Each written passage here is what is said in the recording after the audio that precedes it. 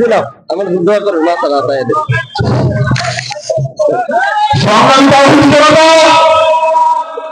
আমাদের প্রতিবাদী শিল্পী সারা বাংলার সারা বাংলার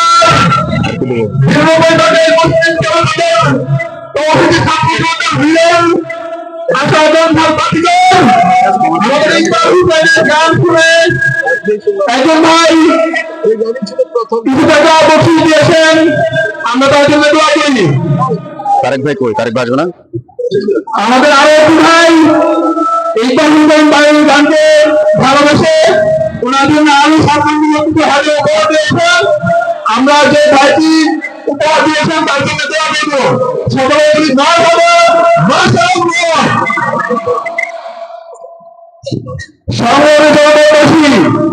আজকের আয়োজন কেমন লাগছে আপনাদের?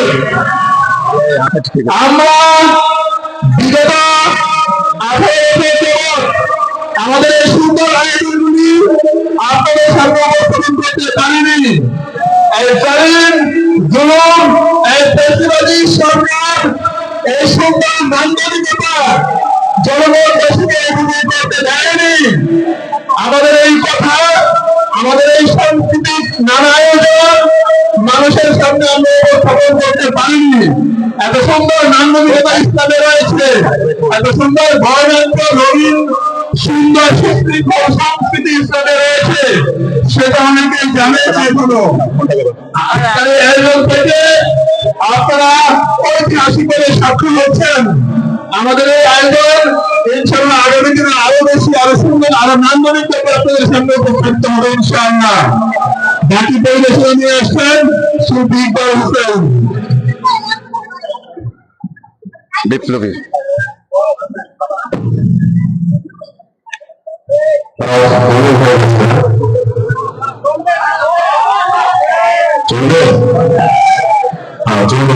আমাদের সুপার স্টার উপজেলা তারিখে আছেন আমাদের সাথে। উপজেলা তারিখে চলেছেন আমার গুরুজন শ্রীমন উপজেলা তারিখ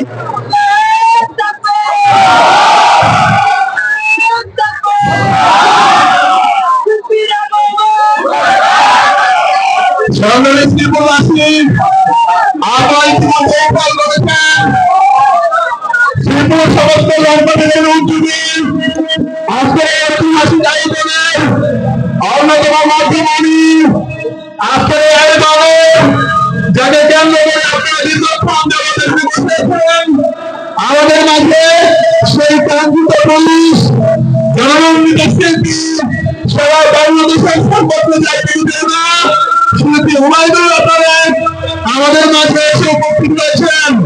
আমরা সকলে নারায়ণ স্লোগান দিয়ে এই শিল্পীকে বরণ করে নিব।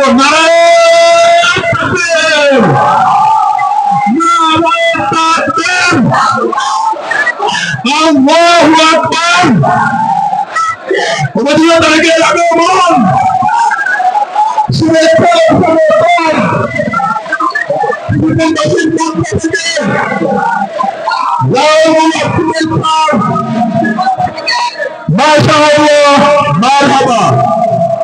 Thank you.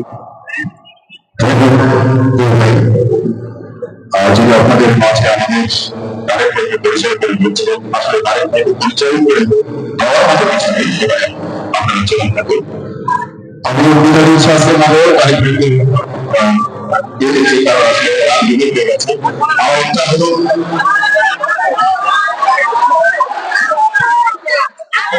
আবার আসবো, আজকে শেষ না, আবার আসবো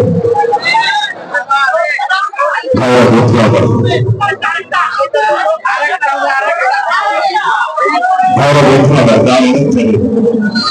কথা অনেক ছিলেন রাজনৈতিক লড়াই থেকে বক্তব্য হবে, সবকিছু হবে, এই গল্পের একটা অভিযোগ রাখবে।